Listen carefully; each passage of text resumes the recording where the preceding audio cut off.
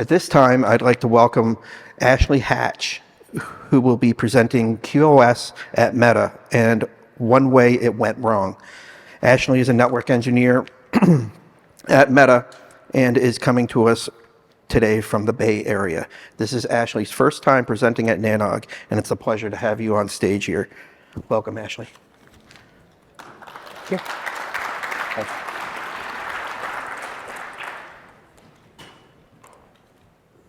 Okay, so I can confirm my name is indeed Ashley Hatch, and I am actually an engineer at Meta. Today I'll be talking to you about our global QoS policy for the first half of the talk, and as a bit of a double feature, I'll be talking about a network investigation we did in the latter half of last year, where we did an investigation of traffic loss in our most important class, and some of the subtle ways in which we had to investigate that. Let's see. Now, I'll go over the different topologies we have in the different networks because it sort of indicates and highlights why we had to come up with the policy we have. Because of the diversity of systems, it drives a lot of the requirements.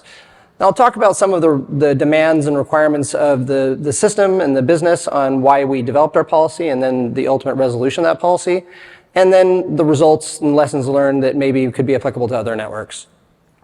Then for the second half of the talk, I'll talk about a bit of a war story and talk through some of the methodologies and tools and methods we use to uncover this subtle issue. And hopefully that would be applicable and you can use that for yourselves. Now, the first thing to understand is we have a lot of different networks with a lot of different platforms and a lot of different use cases. And it helps to have a highlight of that so you can see why we ultimately came up with the QoS policies we did. So you start in the data centers, which are these really massive entities, really universes unto themselves, where we have huge topologies with thousands and hundreds of thousands of links, and they require their own specialized topologies and methods of troubleshooting and operating. This is where we have our databases, and all the core products live there, and all the data lives inside these data centers and has to be exported out to the world through our backbones, of which we have two. The first one I'll talk about is Express Backbone, and this is our in-house SDN that we use to transport the massive amount of machine-to-machine traffic between data centers. This is our largest backbone network by a wide margin, and it runs our custom application code. It runs on commodity silicon, and it is our bit-by-bit least expensive backbone network. So we're very proud that we're able to transport so much capacity over this network with this silicon. Our classic backbone is more of an ISP style backbone with RSVP-TE, more traditional protocols and more traditional platforms that you're familiar with. This is used to deliver traffic not between the data centers. It interconnects all the data centers, but only for the meshiness that it provides to reach the edge of the network, where we actually deliver the product to our end users. Then we reach our edge networks, which is our globally distributed CDN, where we terminate TCP sessions from the world. On these CDN sites, we terminate TCP locally, so you have low latency and high bandwidth, and we do our first stage of caching out here. These are relatively smaller fabric networks in co-location facilities that you'd be familiar with, like Equinix. And each of these different networks has vastly different requirements, vastly different hardware, platforms, topologies, and traffic engineering. And that really speaks to how we had to develop our policy to accommodate all these different systems. Now, one of the things as a young network engineer I had, which I'm far from that today, is I remember reading books about QoS and having explained to me that QoS is really what you do when you can't afford to build the network that can support the demands that you're ultimately trying to put on top of it.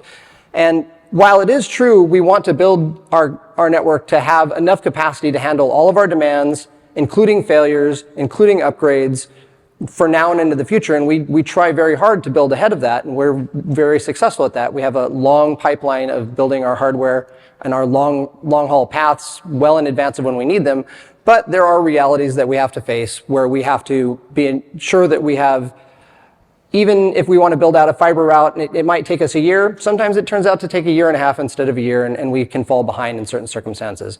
And sometimes there's a global pandemic which limits our ability to deploy things, and maybe demands grow really fast even during that period.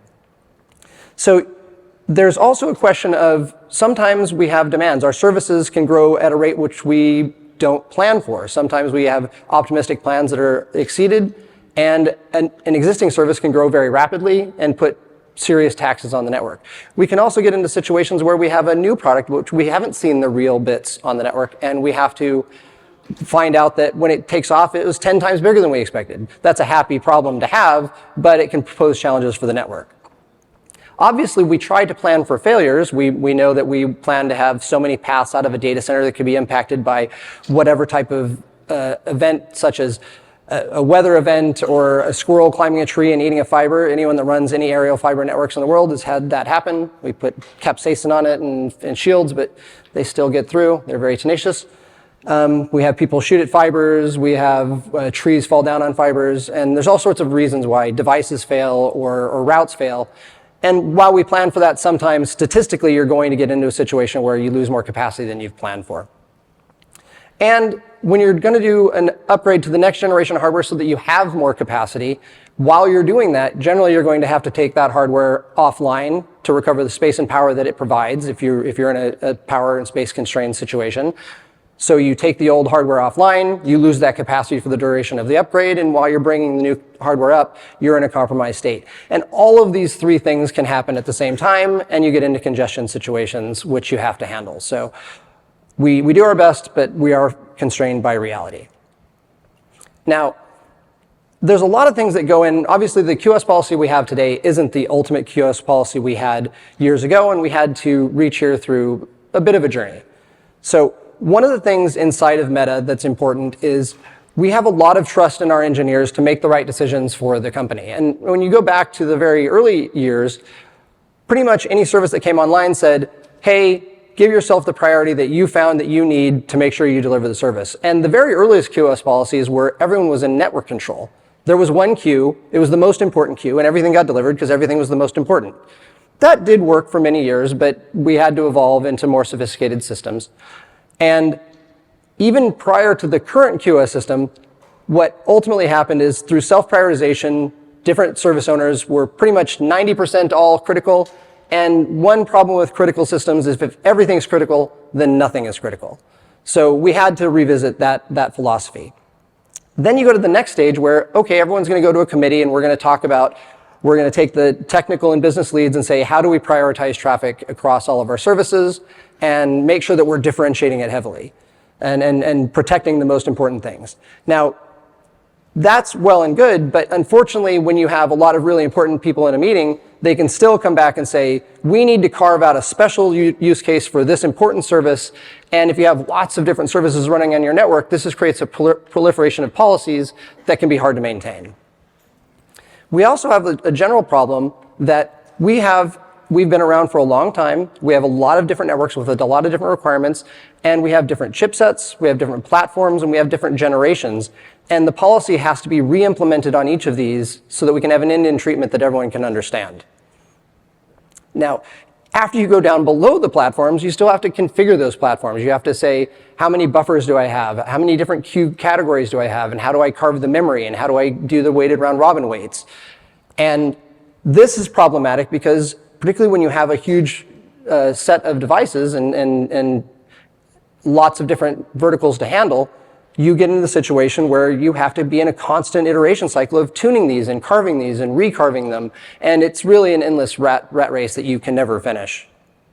And like most companies, we have the issue of we often don't make the really hard decisions unless something forces us to. And up until we had a major incident where we took out about 60% of the capacity out of one of our major data centers during a tree, what we call the tree sieve. A tree fell over onto a fiber route and took about 60% of the capacity out of one of our major data centers holding one of our major databases.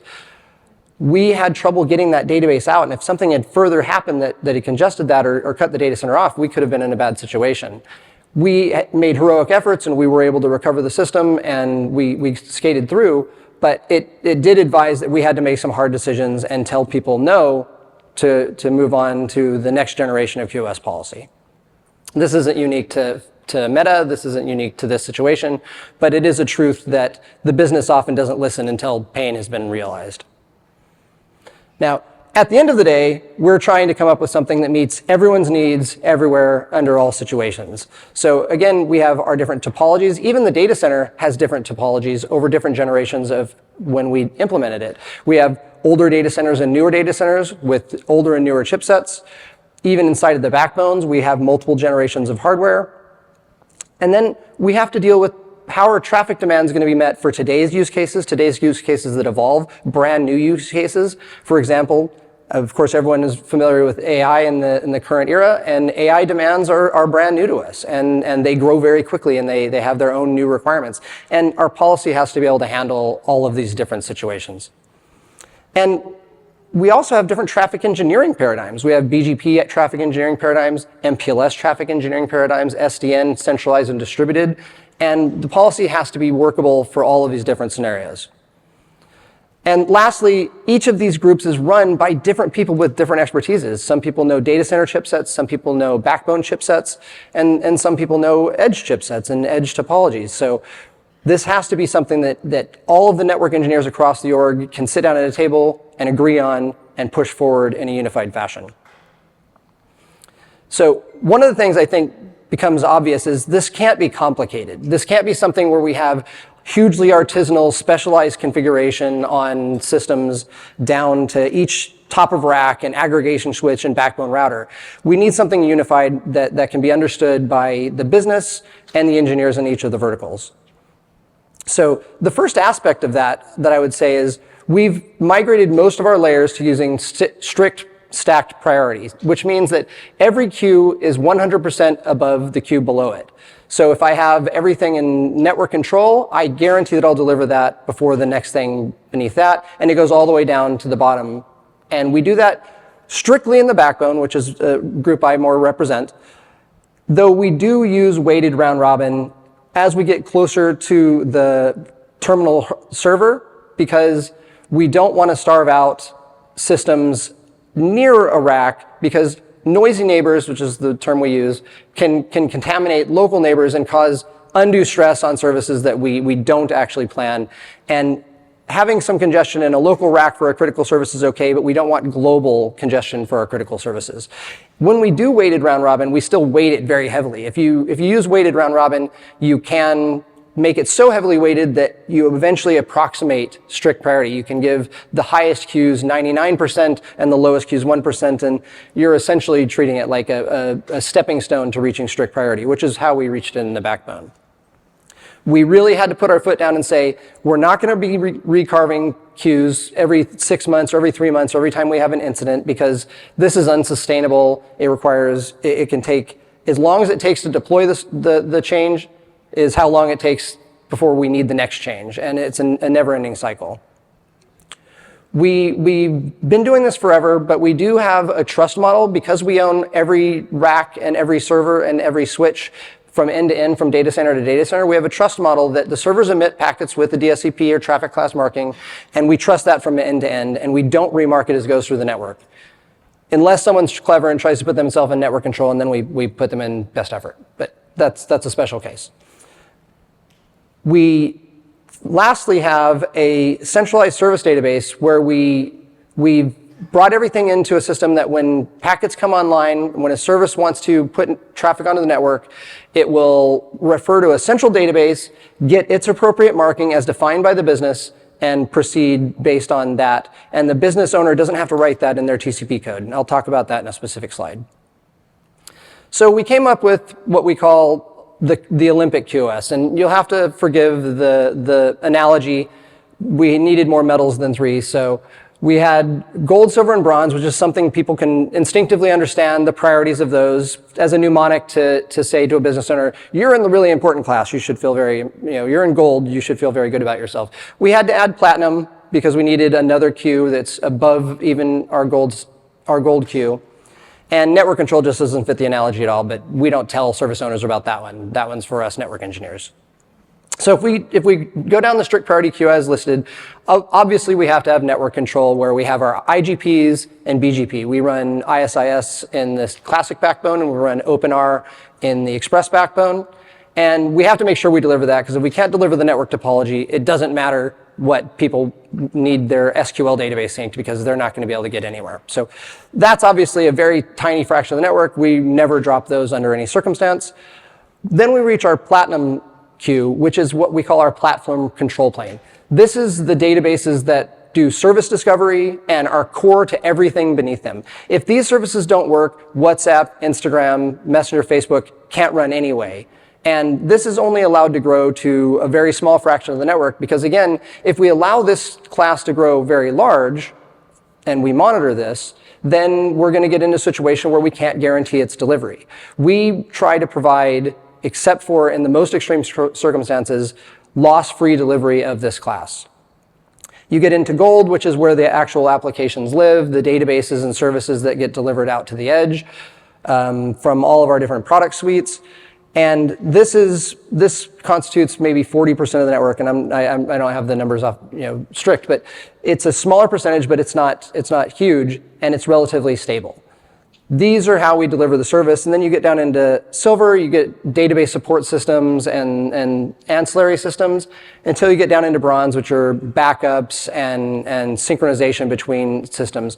Bronze sees congestion with some regularity during maintenances and during device failures, but we try to deliver this as loss-free as we can as well. Each of these also has a different expectation under failure of how much we guarantee to deliver under how egregious of a failure. Platinum is guaranteed to be delivered even if we're in the most dire straits other than complete network segmentation. Gold, we expect to be able to deliver with very, very little loss except in the most extreme circumstances. And when you get down in bronze, we say, if we have multiple cuts, you guys can expect to be down. Don't come ringing our bell saying that you're having congestion. We have more important things to deal with. And these are communicated to service owners across the company. A second component of the Olympic QoS is a system we call Floodgate, and this is our marking and enforcement system. So it has two functions. One is if we get into a situation like we did during the tree sev, where we were down and we were worried about getting that database out of our data center, we didn't have an easy mechanism for saying, this service really needs to get out, we're going to put you at high priority and we're going to put everyone else at low priority. We had to get into a problem where we needed to be able to do that dynamically through configuration. So this is done also to enforce traffic quotas. So when a service comes online that's subscribed to Floodgate, not everything is subscribed to Floodgate for this function, but if you have one of our bulk services, we say, we'll give you a terabit of throughput through the backbone during steady state, based on how we've planned you and our agreement for what you get in this half. Now, if you want to exceed that, that's cool, but we're going to remark you into a best effort class, which is below all of the other Olympic classes, and we'll deliver it, but just it's best effort and we don't guarantee it. And again, don't come ringing our bell if you run into this, if you're exceeding the quota that we've given you. Now, this is done on a flow-by-flow basis, so when a TCP socket needs to be created between one site and another site between two servers, it requests from the network, says, hey, I'm going to put about a gig of traffic onto the network, and that flow is then granted either its conformant or non-conformant marking, and it moves on based on that. You can't do this on a packet-by-packet basis because if you change the QoS treatment, it's going to get delayed a different amount, and it's going to go into different traffic engineering meshes across the Express backbone, which then means it could get out of order delivery, and no one wants that. We can't have, we're a flow-based system. We've all agreed that flow-based delivery is how we do things, and so we enforce on a flow-by-flow basis. And this is all done through Berkeley packet filters to be performant and hidden to the underlying code. When people are writing their services for TCP, they don't have to go into their C++ code and set up socket options that dynamically map. BPF is going to enforce this down at the kernel and NIC driver level. Now, I think one of the things I tried to drive, and I'll briefly cover, is someone has to say no. You have to have the political and technical will to tell important service owners and important people, sorry, we all have to come together and we have to limit the scale and scope and severity and importance of different traffic classes. And it did take some very, very strong voices for us to really nail this down to reach the point that we finally got to. And I just recommend getting strong administrative support because you'll never be able to do it because the business really does drive the network requirements, and we all have to comply with that. Now, one of my personal soapboxes is making sure that you use QoS with your traffic engineering in a rational way. We've all seen the traffic engineering use cases where you say you have your important traffic and you put it all on your important path, your high cost, low latency path, and you take your less important traffic and you put it on your long, high latency path that costs less dollars. And that's fine for an example, but in truth, if you put all of your important traffic on your shortest path and that path gets more traffic than you expected, and you fill it all on that one path, then there's nowhere for the traffic to burst into. So if you suddenly surge your traffic or you have a failure that forces more traffic onto that shortest path, you're going to congest your important traffic and there's nowhere for it to go. So what we do instead is in Express Backbone, we have multiple traffic classes. So we have our highest priority platinum and gold traffic go into one mesh, which we fill very lightly. We try to only fill the links up to 10 to 20% with that. We build a mesh based on that understanding so that if we have a failure or we have a traffic burst in those QoS classes, that there's room for them to expand. Then we layer on our silver and our bronze traffic in their own meshes into further increasing this until we hit around 95 to 98% of our link capacity based on planning. We do this every approximately 40 to 60 seconds. And this allows us to fill the links very high, but put no risk to our high priority traffic. And so it does require that you have the capacity to schedule your network with such granularity. Having an SD-WAN allows you to do that and is something that you just want to be aware of. I call this packing peanuts. So you take and put your important traffic in there, you pack it with our low priority or bronze traffic, and while yes, we might burst a bunch of traffic onto our shortest path, or the ECMP paths really, because we never put everything on a single path. If you burst into that path, you're never going to congest your primary traffic. If it's, say, 10% nominally and it doubles, 20% will never drop. You're going to push that bronze traffic off the end of the link, and it's going to drop, but we understand that and accept that as the business. Now, a really important thing is strict queuing is very easy to explain to service owners. I can't describe to you the number of incident response systems and follow-ups that I had to go to service owners and they said, hey, we had a big event around this data center, capacity was short, and I saw my critical traffic drop. And I talked to someone at the lower priority service and their traffic didn't drop. That's unacceptable. My traffic has to be delivered to run the company. And we go to the math and we say, look guys, you were at 85% of the link. We put weighted round robin to give you 80%, and the second service was at 5% commit, and they were only using 4. So we delivered 100% of their traffic because they were in their committed weighted round robin weight. And the critical service owners don't want to hear that. And unfortunately, we can't support that as a company because if I'm dropping any traffic out of that critical traffic and it impacts the TCP performance, we may not be able to run the company, even at slightly degraded TCP performance. So moving to strict is everyone's happy except for the people at the very bottom of the stack, but they've come to accept that we guarantee delivery and we don't have to explain the math over and over and over. And I haven't had to explain this in a couple of years, and I can't tell you how valuable that is. And the last thing, which I beat the drum a couple times, but I can't tell you how painful it's been over the last 10 years, is constantly going through these re-optimization cycles where you carve out new queues, you carve out new space, you change the weighted round robin weights, and you do it across different networks in the data center and the different backbones over and over.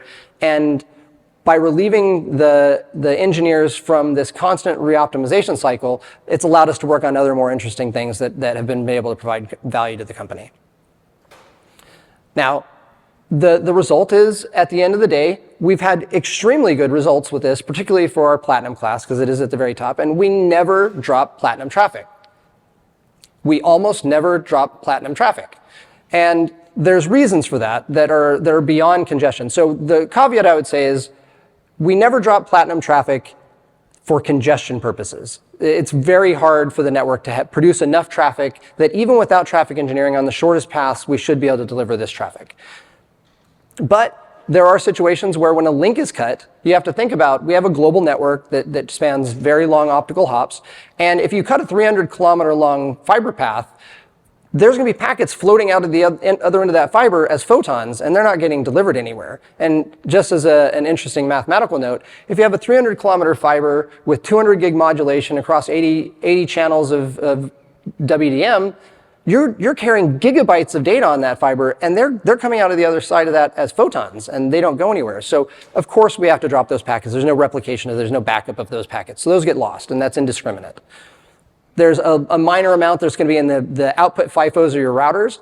And in an MPLS network, when you go to the head ends, they're imposing labels and pushing them through to get traffic engineered through the middle of the network. There's a period where I'm putting bad labels on that to be delivered to the other side of the network. Now there's fast reroute and there's local repair, but there's still milliseconds to seconds before the fastest system can respond to that, and some small amount gets dropped. So I do caveat that we don't drop platinum traffic with those limitations.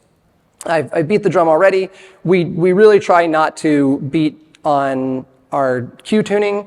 This is something where we've fought very hard to get to this situation where we don't spin on this, and it's been a real boon for us. And occasionally, despite our best laid plans, we still do drop traffic in interesting ways. And so I'll dive into the war story and the investigation we did last year. So to start off with, we had one of our senior SQL production engineers who has a lot of respect inside the company and has a very strong voice say, hey guys, I'm seeing the network degrade in a way that is unacceptable for our platinum traffic. Why aren't I getting QoS treatments? Well, how could we be causing this degradation to my service? We need to look at this. Now, the specific report from this user was that they were seeing out-of-order packet delivery on the network at such a rate that it was impacting TCP performance and database synchronization performance. That's a real conundrum because we shouldn't see that with high regularity, and it definitely points to an underlying problem. So we looked at this for quite a while, and as a network engineer, you hear the statement out of order, and you say, what could be causing out-of-order packets with enough frequency to cause pain to TCP globally for weeks or months? And you say, well, what if BGP is churning? What if my paths are changing? You can't do flow-by-flow based balancing if I'm rapidly flapping my routing or my fib, and I'm switching from a primary path to a secondary path, and we have dozens of paths. And if you're switching between those, you're definitely going to be seeing out-of-order delivery. We are a traffic engineered network. So sometimes you're on the shortest path, and sometimes you're on a longer path. And of course, there's a necessity to switch between these. If I'm on the shortest path and it gets cut, I have to go to a longer path until the shortest path is available again. When the shortest path becomes available again, I'm going to switch back to the shortest path. And this is a necessary evil, or else we couldn't be a traffic engineered network. So pathing changes necessarily. And that does lead to out of order. It's just a matter of the magnitude and frequency. We can also get into hashing failures. We've seen this on different platforms over time, thankfully not recently, where you pump flows into a box with well-known tuples, and the box ends up spraying them across more than one link, not according to entropy the way that we all expect them to work based on 5 tuples. So that's something that when we hear this, we have to say, well, if it's causing problems for TCP, it might be that. And when you're talking about a network that spans the globe and goes through very complex data centers and very complex backbones, it becomes a needle in a needle stack to find. And me personally, in the backbone side, hearing about loss in platinum, I always wave my hand and say, you clearly don't understand what's going on. We don't drop platinum traffic. Of course, we drop things when we drop links, and we go over that. But it couldn't be happening with multiple times a second or multiple times a minute for weeks or months on end. It can't be loss in platinum. So that's something that I defend viciously and is part of this investigation. Now, one thing that's important at Meta is this isn't I'm not going to give you an example of something we do day to day. This is a very exotic investigation. Most investigations are actually handled through if we have a link down or links flapping or CRC errors or a device failure. We have an outage automation system that reaches out, detects those based on collections. It'll automatically drain them. It'll automatically create work tickets that'll get remediated by the on-site technicians, and it'll get built, and the on-call is barely notified. We handle this automatically. So this is not that type of case. We have a very robust system for handling day-to-day things. But you do get in, when you have a large network, you have a long tail of very significant outages that you have to investigate artisanally, I would say. So in this case, we started with the service owner who said he first noticed database lag, which is something that the database team watches carefully, because obviously if the database lags too much, the primaries and the secondaries will go out of sync and the product could suffer. He then dug down into the TCP kernel and said, well, if I look at TCP stats, I'm seeing this out of order queue and it's causing me problems. So you guys need to look at this out of order problem. And then they give us source sites and destination sites and say, I'm seeing it between our data center in Oregon and our data center in Washington. Then we hand over to the network team. In this case, we really had a belief that it might be on the express backbone. So the backbone team start looking at it. They look at their dashboards, which are pretty visual displays of all sorts of collections that we do around the network.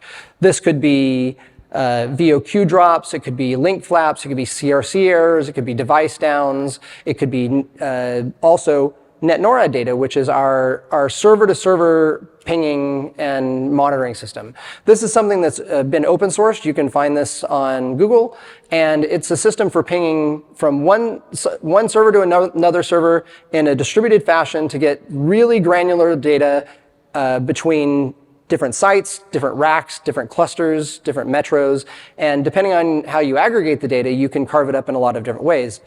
It also allows you to look queue by queue, so we can mark it with our platinum and our gold and our silver and our bronze, and we can look at each of them and see how each of those is dropping traffic. Unfortunately, we looked through the dashboards and it wasn't insightful. We looked through NetNORAD, in this case it wasn't insightful. We also have server packet sampling. So much like you do IPFix or NetFlow on a router, we do packet sampling on the servers themselves, so we get very granular TCP level data about hosts talking to other hosts and the number of bits and the number of packets sent, and we aggregate that into a system that we can carve up to look at different performance metrics across services or regions. Again, we couldn't find anything. And lastly, as the last line of primary defense, you dig in beyond your dashboards and we look at as deep a counters that the platform specialists can look at to say, am I dropping anything in the fabrics? Am I dropping anything at the CPU? Am I having syslogs that I don't expect? And again, nothing showed up in that case. So we get into what I call custom artisanal tooling that we use to uncover the deeper problems. Now, these involve many open source tools that you should probably be familiar with and hopefully you use when you're looking at your own instances, and I'll highlight how we used them in this case. TCP dump and Wireshark are obvious use cases. We generally TCP dump at a server. We pull the data off the server and then we investigate it with Wireshark offline for different types of analysis. I'll talk to you about a system that I call iPerf triangulation for finding problems in middle of the network that are very subtle. And then the process that we developed during this particular investigation that I call iPerf targeted or iPerf with ACLs. Now, the very first artisanal thing that was done during this was the service owner complaining about this said, hey, I'm just running ping wrapped in Python and I'm graphing out what the latency is between this. We can get this type of data from NetNORAD. It does do latency measurements as well. But this was just a real basic tool that he built on the fly to say, hey guys, I'm seeing pathing changes. I'm seeing RTT changes, which means pathing. This is a supporting evidence for out-of-order packet delivery. But one thing I'll point out when I look at this as a network engineer, I say, well, this is about a 10-minute window. And I see really 3 events. When you see the little wiggles and anomalous things, that could be queuing, that could be host queuing, that could be platform queuing. So I don't worry about the little wiggles. I worry more about the big wiggles. There's 2 steps downs sort of at the beginning of the graph, and then we have one really big one, which goes from 35 milliseconds to 45 milliseconds to 35. That one I think is probably traffic engineering. We probably had to switch over to a path because of a fault or because of some sort of traffic engineering decision. But what's important is if you look at this, there's only 3 down transitions in the whole thing. And you'll only get out of order packet delivery when you get down transitions. And you have to think about that for just a second. If I have a high latency path and then I switch to a low latency path, then I send packets around the long way and then I send packets around the short way. And the ones that go around the short way suddenly can beat the ones that got sent around the long way. If you go to a longer path, it just means that your first packets will get there much before the second packets, which looks like jitter, but doesn't look like out of order delivery. So in this case, we have 3 events in a 10-minute window, average of 1 every 3 minutes. TCP recovers in that type of time frame. So while it's something we want to understand and limit, it's probably not out of order packet delivery, at least as this evidence provides. So we go to the next level of detailed tooling. So we go onto the servers, which is something I'm very happy that I was very surprised personally working at Meta. Worked at Facebook, now I work at Meta, where we can go onto servers as network engineers and we can run performance tools. We can do things like packet captures and iperfs locally based on a security elevation process to troubleshoot these detailed issues. So we go onto the box that's reporting issues that has a socket that's actually suffering right now, and we find out what server is talking to what, the source IP, the destination IP, the source port, the destination port, and we just dump it out to a TCP PCAP file. Now, this is super valuable. One thing I'll caveat, of course, we have to be very careful when we do this. This is something running live services that are supporting the Meta products. So we're very, very careful to not do too much CPU load, and it's just something you just have to be cognizant of. But TCP dump is luckily very lightweight. So we dump this traffic local to PCAP, we thread it through the security profile and get it to our local workstations, and we have a team of people look at it, TCP experts, network experts. And one of the first things we see, this is from a real database synchronization, we can see that at each of the arrows I've highlighted something that Wireshark's TCP trace function is highlighting for me automatically. It's pointing to the event for me. Each of those is a TCP duplicate ACK event, which means that TCP has detected that a packet has been lost. Now, this is only a 30-second window, not a 10-minute window, and we can see there's 8 events in this 30-second window. So this is well over an order of magnitude more frequent than the pathing changes that were proposed in the previous graph. And this is a map of sequence numbers, which is a proxy for the steeper the slope of sequence numbers, the faster the throughput, approximately. And you can see each time I get a loss event, the slope decreases, which is indicating that my TCP is progressing more slowly. Another thing you'll notice is some of these are only a second or two apart. Some of these are hundreds of milliseconds apart. And this can be really frustrating for TCP.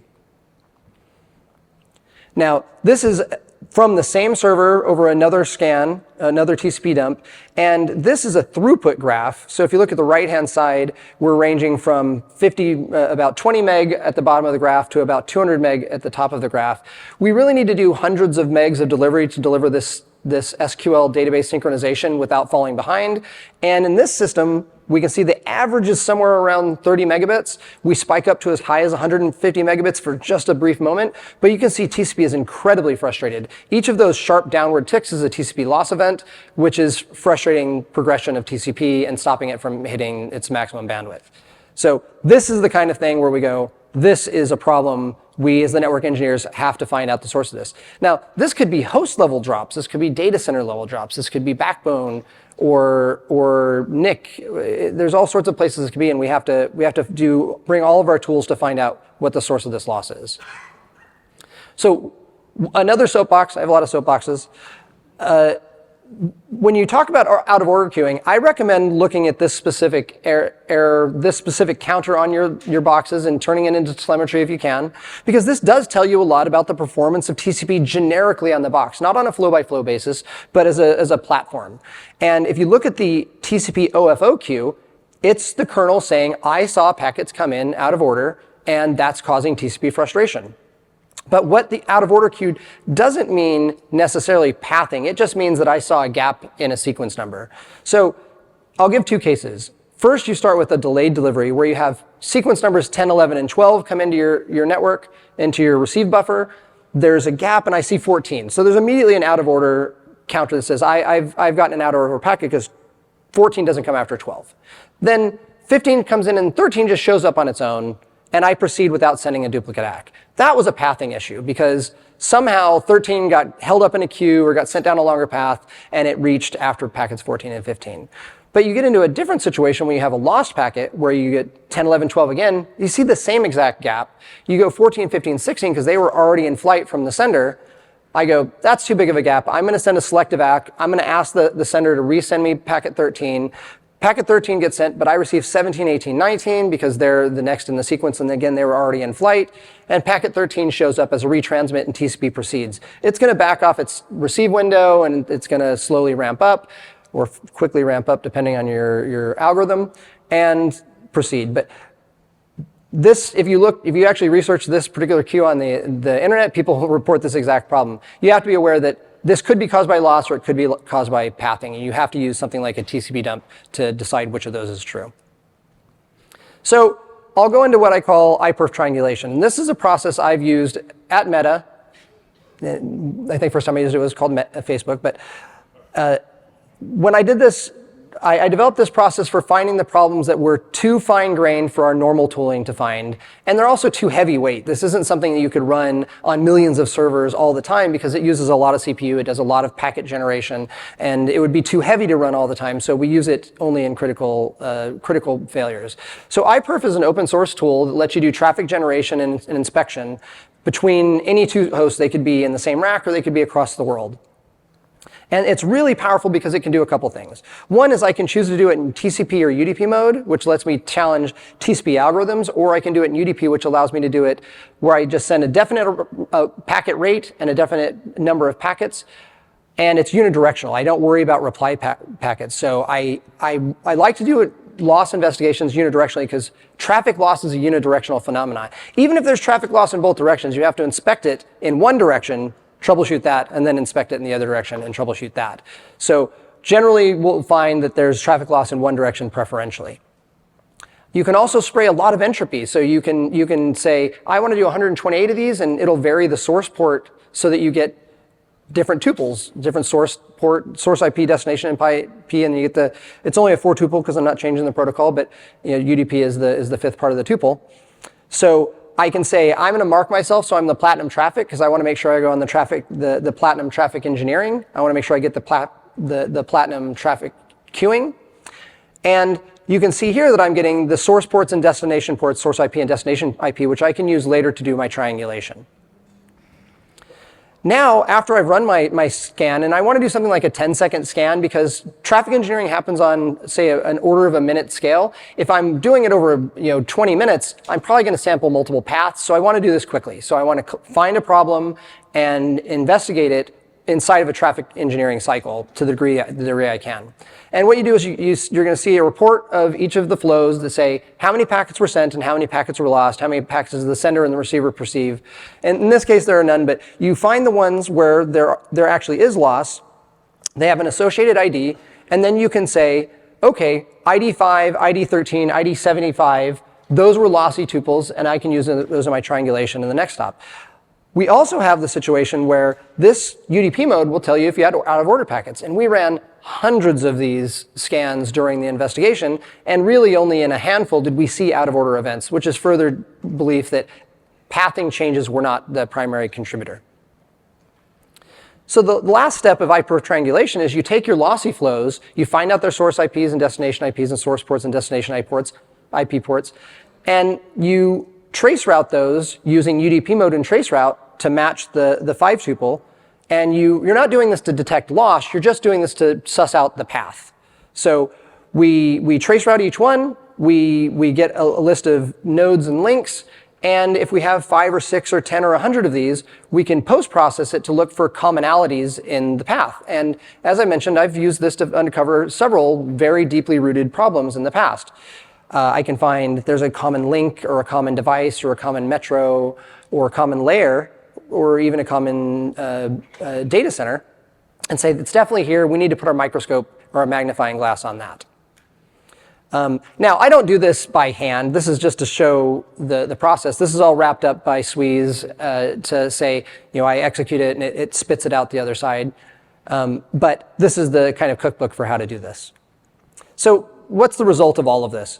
At the end of the day, we have I tried to triangulate it, and it said, your problem exists everywhere, which is not the result I was looking for. It's not on any specific paths. It's not on any specific devices. It's not in any specific places. This is sort of like chronic pain, and we can't nail it down. It's also repeatedly saying that no matter how many times I run this test, it's always 0.001% loss. And that's really a difficult measure to measure, or different mark to hit, because at that level, you can expect the kernel to drop maybe at that level, or the NIC to drop at that level, even without QoS effects. So it's very subtle and it has to be investigated very carefully. And the last thing that was interesting was we did notice, and it was a bit of a hint towards the ultimate goal, is that our newest hardware on the backbone wasn't ever in the traces. It was in, but our newest hardware wasn't that widely distributed. So we were really seeing it on our older hardware in Express backbone. And that was a bit of a key, though that could have been a geographic issue. We couldn't be certain. So now we go to iperf plus ACL, which is, or targeted iperf investigation. So now we do the same investigation where we spray out a bunch of flows and we see which ones are lossy. And instead of trying to correlate the paths, I put a bunch of traffic onto one of them. And now I'm trying to find an exact issue. I'm trying to find which exact box is causing the problem or which exact path. So I find one of the flows that's lossy, I turn it on, I run it for a longer period at a higher bandwidth so that I can actually see the loss in the periodic iperf reports. Every 10 seconds it's going to say, I'm getting lost, I'm getting lost, I'm not getting lost, and I leave it running.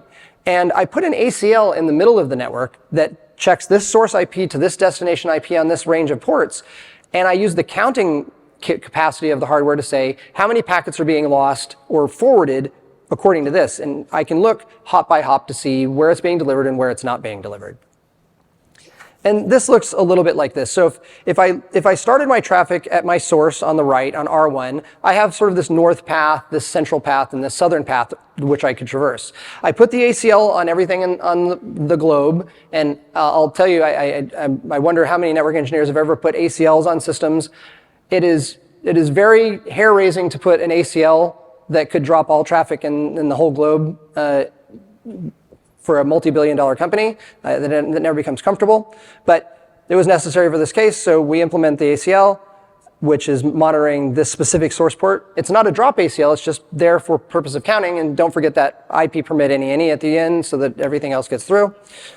And I look and I see that, just for example, at my source router, I have 100,000 packets. At my second router, I have 100,000 packets. But between R2 and R5, I've missed a packet. And everyone down the path the rest of the way agrees there's a packet missing.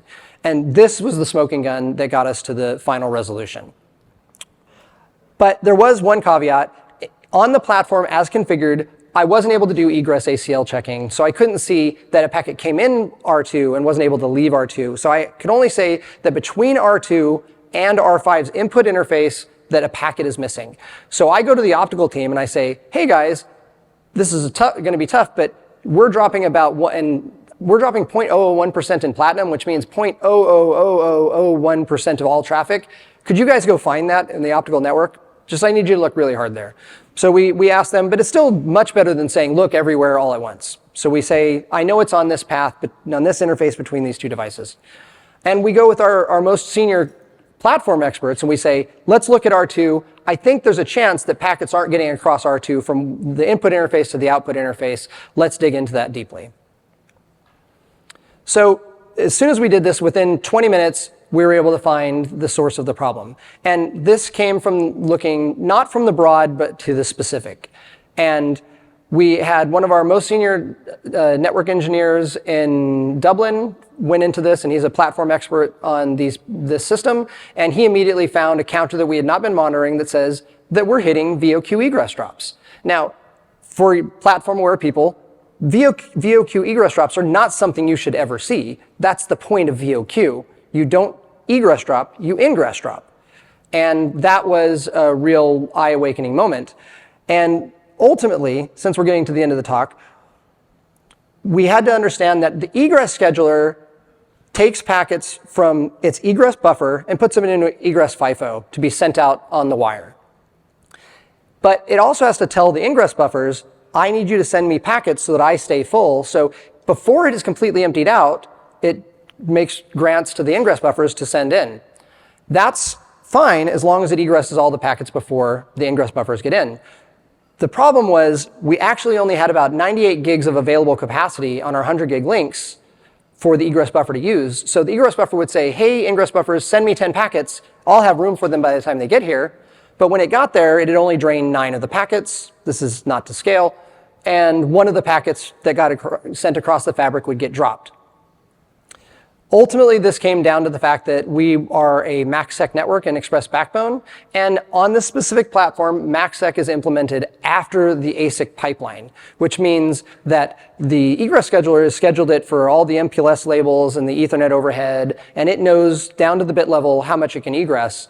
But because the MACsec component was one step down the wire, it was possible for it to get blocked by that imposition of the MACsec header and tailer. And it uses and MACsec headers are actually quite large, so it reduces your throughput more than you might expect. So it was very easy once we identified this with the vendor. They're like, aha, there's a flag for that. You can just tell it to fudge the amount of overhead that it uses for the egress scheduler. We tested it in the lab. We deployed it within a week, and all of this mysterious loss went away. And that was very exciting, and it was one of the longer running bugs we've had. This was in the network for about 5 years before we uncovered it. It wasn't always happening because if you weren't running your egress ports all the way past 100%, there was always room in the egress buffer to receive packets, and we didn't lose them. When we were getting a bit higher levels of bronze congestion, we were tickling this because we were still scheduling bronze packets into the FIFO, it was causing backup of the egress queue because of this poor estimation of the egress capacity. So lastly, the things I would mention and things where I took lessons from this myself, troubleshooting is my passion. This is what I love doing. I've worked at many different companies in Silicon Valley, and this is something I always end up doing, is always use the existing data sources you have, make them really robust so that you have all the collections for your input counters and your errors and your drops and your flaps. That's your first line of defense. But once you exhaust that, you have to be willing to go and build new data sources that allow you to dig to those long tail issues. Once you've found that, for example, this specific packet drop counter, you have to extend your existing collections to incorporate that new data so you don't get bit by that on the next pass. That's a problem that you always have. You're always expanding out to the next thing, and you don't want to go to management and explain, oh yeah, we hit that one again. Sorry, it took us months to find it the second time, but it's really a subtle issue. It's easy to turn those things into telemetry. Be very comfortable with your open source network troubleshooting tools. TCP dump, Wireshark, iPerf, NetMap, HPing, Nmap and HPing are all super powerful tools, and I've never gotten away from using them even at senior levels of networking at Meta. So I used them when I was at university, and I still use them today, and I can't overemphasize them. Lastly, from my learnings from this, which was a hard learning, is I got very comfortable looking at the broad scope with iPerf triangulation, for example, and I expected that to find all of my problems. And in this case, we had to change our perspective and go from the narrow to the general to the specific. And by zooming in and out to global issues, to device level issues, and being willing to look at the multiple levels is how you find those last few problems. With that, that's the end of my talk. And if anyone has any questions, I'll be happy to answer.